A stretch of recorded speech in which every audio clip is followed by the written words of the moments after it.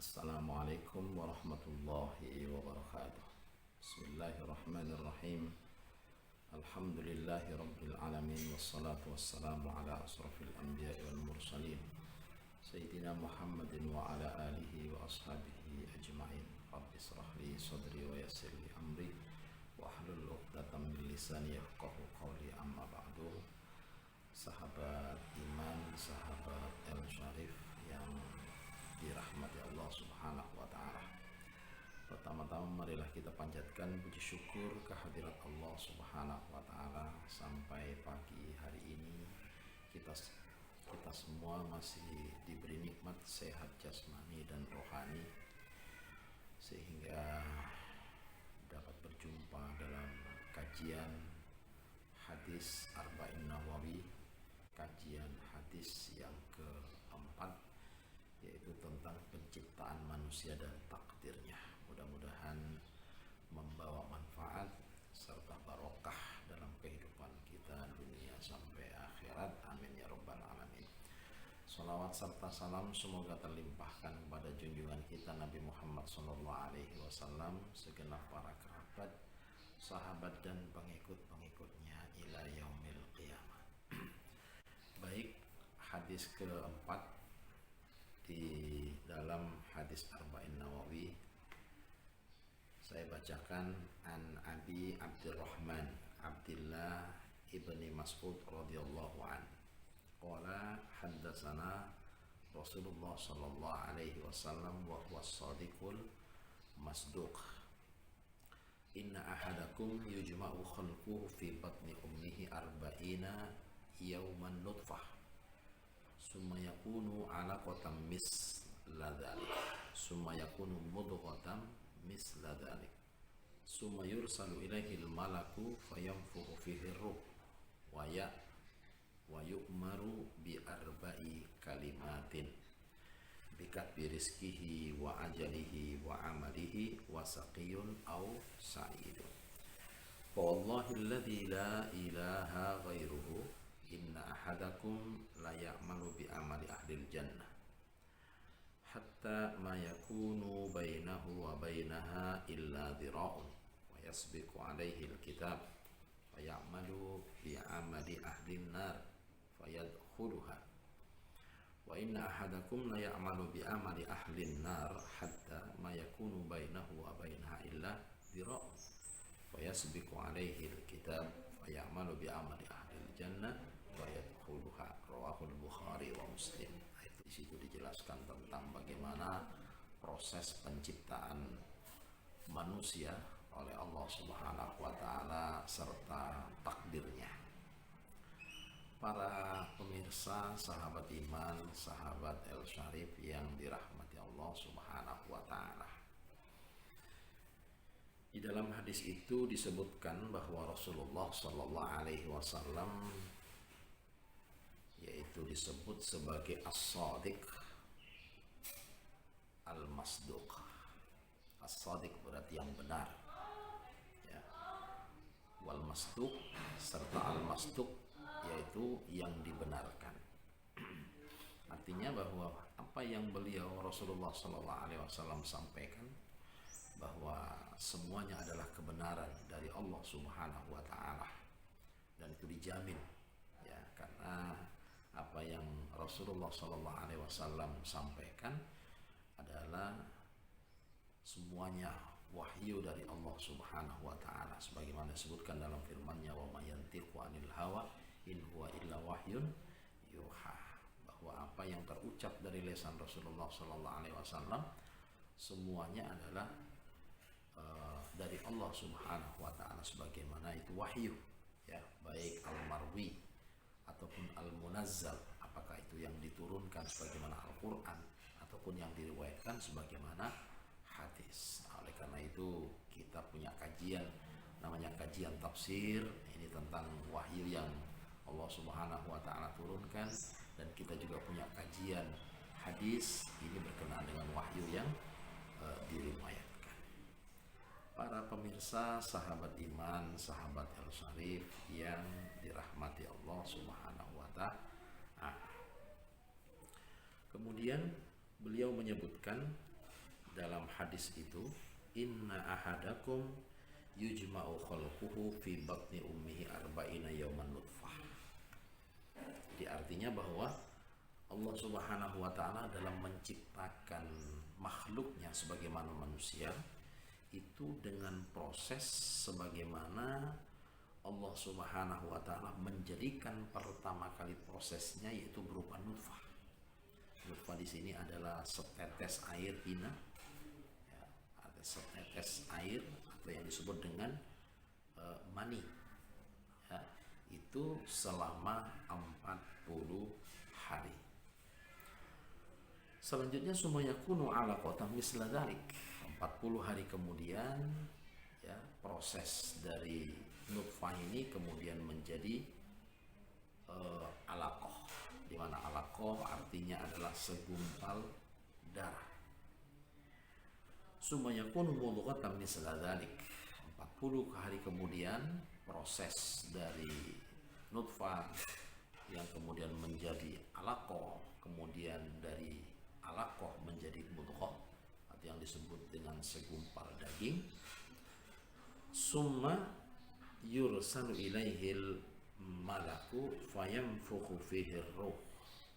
Kemudian kata Rasulullah sallallahu alaihi wasallam, proses berikutnya yaitu Allah Subhanahu wa taala mengutus malaikat fayanfukhu fihi ruh, yang kemudian ditiupkan yaitu olehnya ruh. Nah, di sini para pemirsa, sahabat iman, sahabat El-Syarif yang dirahmati Allah Subhanahu wa taala, bahwa Allah Subhanahu wa taala akan menetapkan bahwa penciptaan Allah Subhanahu wa taala akankah sempurna ataupun tidak sempurna, semuanya atas kehendak Allah Subhanahu wa taala. Karena di dalam kehidupan kita sehari-hari sebagaimana yang dialami para ibu-ibu ya, terutama yang sudah berumah tangga, pada saat dikehendaki oleh Allah Subhanahu wa taala bahwa dia telah mengandung ya, yaitu seorang calon bayi, bahkan ketika Allah menghendakinya bahwa bayi ini akan hidup bahkan sampai lahir di alam dunia, itu semuanya adalah atas kehendak Allah Subhanahu wa taala. Nah, ini yang harus kita pahami ya. Bahkan ada juga yang mengalami bahwa janin ini ya, calon bayi ini tidak sampai lahir di alam dunia ya, alias gagal atau alias mati. Nah, ketahuilah ma'asyiral muslimin bahwa apa yang terjadi itu adalah atas kehendak Allah Subhanahu wa taala. Jadi bukan karena faktor-faktor lain ya. Bukan faktor-faktor lain, semuanya kehendak Allah Subhanahu wa taala. Ini yang harus kita pahami. Jadi bahwa penciptaan Allah Subhanahu wa taala ketika dikehendaki bahwa penciptaan ini adalah sempurna, maka dia akan jadi. Dan penciptaan Allah Subhanahu wa taala yang belum dikehendaki artinya bahwa dia tidak akan terjadi. Jadi kalau terjadi berarti dia hidup.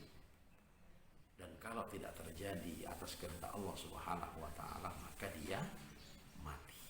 Atau mungkin dalam bahasa kita itu dalam sehari-hari istilahnya keguguran ya, dan seterusnya, mungkin dengan bahasa apapun. Wa yu'maru bi arba'i kalimatin ya, artinya kemudian malaikat mencatat 4 kalimat ya, di mana 4 kalimat di sini disebutkan bahwa yang pertama adalah bikat bi rizkihi, untuk mencatat tentang rezekinya ya, wa ajalihi, serta untuk mencatat tentang ajalnya ya, kemudian wa amalihi, termasuk untuk mencatat amalnya, wa saqiyun au sa'idun, termasuk adalah mencatat apakah dia tergolong orang yang bahagia atau tergolong orang yang sengsara. Nah, Saya ingin sedikit menjelaskan tentang apa yang dimaksudkan di dalam hadis ini, terutama pencatatan terhadap 4 catatan ya, yang disebutkan tadi, bahwa ini adalah termasuk bagian dari keimanan yang harus kita imani di dalam kehidupan kita, ya, bahwa dalam rukun iman, ya, sebagaimana dalam rukun iman yang terakhir di situ ada al-iman bil qada wal qadar, ya, bahwa di dalam rukun iman yang keenam itu disebutkan bahwa iman terhadap qada, ya, ketetapan iman tentang iman kepada qada dan qadar, artinya iman kepada ketetapan Allah Subhanahu wa taala, baik yang baik, ketetapan yang baik ataupun ketetapan Allah Subhanahu wa taala yang buruk, ya. Nah, sebagaimana tentunya ini juga ada kajian yang sudah kita sampaikan sebelum-sebelumnya, bahwa sedikit gambaran untuk memahamkan kepada kita semua bahwa sebagaimana takdir Allah Subhanahu wa taala, ya, bahwa takdir ini adalah sesuatu yang rahasia, ya. Tidak seorang pun dapat mengetahuinya kecuali Allah Subhanahu wa taala, ya. Sebagaimana 4 hal yang telah disebutkan sebagai catatan hidup manusia, bahwa Allah Subhanahu wa taala telah menetapkan yaitu rezekinya, bahkan telah menetapkan ajalnya, menetapkan amal perbuatannya, bahkan menetapkan dia tergolong bahagia ataupun sengsara. Ini adalah rahasia Allah Subhanahu wa taala. Artinya seorang tidak ada yang mengetahuinya, ya, kecuali Allah Subhanahu wa taala.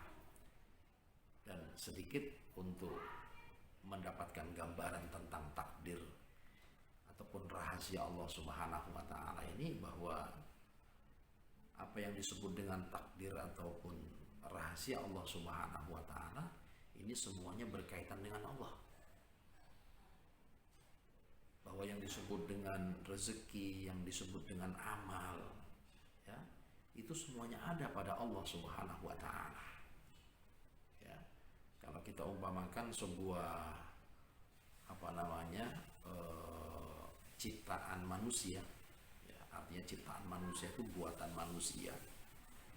Ya, sebagaimana satu contoh adalah insinyur yang hendak membangun sebuah bangunan. Maka bangunan sebelum dibangun ini tentunya ada rencana, ada planningnya, ya. Nah, seperti itulah gambaran Allah Subhanahu wa taala. Artinya bahwa Allah sebelum mengeksekusi, ya, sebagaimana makhluk-makhluk yang ia kehendaki untuk ia ciptakan, maka dengan rahasia Allah Subhanahu wa taala ini semuanya ada pada dirinya, ya. Ya, artinya semuanya ada padanya. Ya, sebagaimana Allah alim, ya, bahwa Allah itu luas sekali pengetahuannya, luas sekali ilmunya. Nah, tentunya bahwa dalam hal ini sebelum menetapkan tentang ajal manusia, tentang rezeki manusia, itu tentunya semua didasarkan dengan ilmu, yaitu ilmu Allah Subhanahu wa taala. Ya, sebagaimana kalau diumpamakan dalam sebuah hadis bahwasanya ilmu Allah Subhanahu wa taala sangatlah luas. Jadi kalau lautan itu dijadikan tinta, ya, untuk menulis ilmu-ilmu Allah Subhanahu wa taala, maka ilmu Allah tidak akan pernah habis, ya, untuk menulisnya, ya. Walaupun dengan tinta yang seluas samudra yang ada di dunia ini. Nah, para pemirsa, sahabat iman, sahabat El Syarif yang dirahmati Allah Subhanahu wa taala, Jadi kembali kepada rahasia Allah Subhanahu wa taala yang disebut dengan takdir ini, tentu semuanya ada pada dirinya. Ya sebagaimana berkenaan dengan ilmu Allah Subhanahu wa taala. Dan kemudian takdir sebagaimana dengan ilmu Allah Subhanahu wa taala ini juga telah ditulis ya oleh Allah Subhanahu wa taala. Artinya Allah perintahkan terhadap pena ya agar apa yang Allah Subhanahu wa taala kehendaki ini ya, bahkan yang telah direncanakan untuk menjadi ketetapannya, maka oleh Allah Subhanahu wa taala terhadap pena ini disuruh dia menulis, maka ditulislah ya rencana-rencana tersebut. Ya sebagaimana seorang insinyur bangunan ketika akan mewujudkan sebuah bangunan itu ada set plan-nya dulu ya. Ada set plan-nya, kemudian itu ditulis, tentu ya ditulis dengan hitung-hitungan yang sesuai dengan ilmu bahwa bangunan ini akan menjadi bangunan berlantai 2, berlantai 3 dan seterusnya. Ya, tidak sembarangan. Nah, seperti itulah sekilas gambarannya. Artinya bahwa ilmu Allah Subhanahu wa taala dengan kehendaknya menciptakan makhluknya, termasuk ketika akan menetapkan yaitu tentang kehidupannya, tentang rezekinya, tentang kematiannya, termasuk akankah dia bahagia ataupun dia sengsara, itu semuanya takdir Allah Subhanahu wa taala. Dan sehingga dicatatlah ketentuan-ketentuan itu di dalam tempat yang disebut dengan Lauhul Mahfuz. Ya, nah sehingga Lauhul Mahfuz ini ya tidak seorang pun tahu. Ya, sebagaimana kita sebagai hambanya, termasuk sebagaimana malaikat sebagai makhluk ciptaan Allah Subhanahu wa taala juga dia tidak tahu ya bagaimana Lauhul Mahfuz itu. Karena Lauhul Mahfuz ini termasuk bagian yang harus diimani oleh hambanya.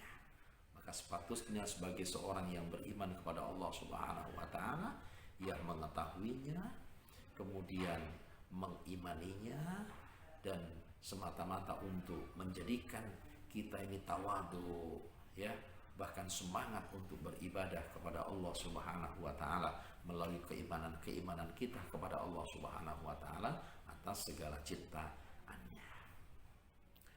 Kemudian yang ketiga, setelah dicatat rencana ini ya, bahkan disimpan di dalam sebuah tempat yang disebut dengan Lauhul Mahfuz, maka yang ketiga bahwa Allah Subhanahu wa taala akan melakukan sebuah persetujuan ya, artinya dengan konsep ilmu, tentunya dengan konsep pengetahuan.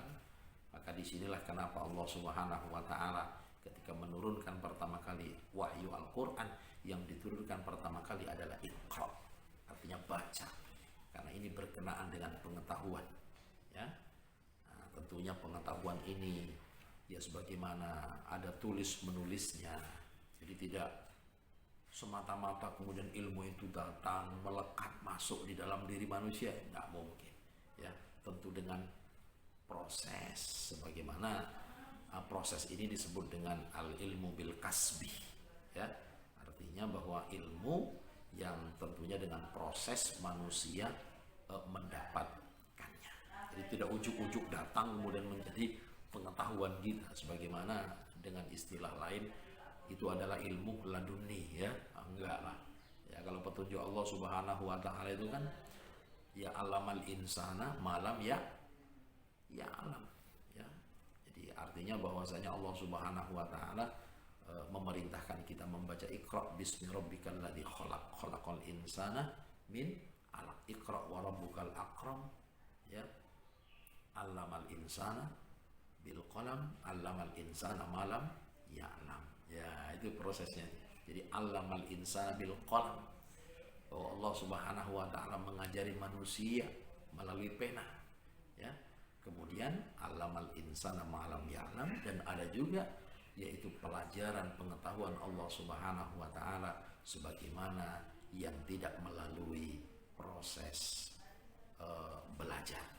Ya, sebagaimana yang disebut dengan ilmu al-laduni. Nah, itu sebuah karomah ya, yang tentunya semua adalah kehendak Allah Subhanahu wa taala. Nah, setelah rencana ya ini kemudian dikehendaki, maka tinggal tahap yang terakhir, yaitu tahap eksekusi ya.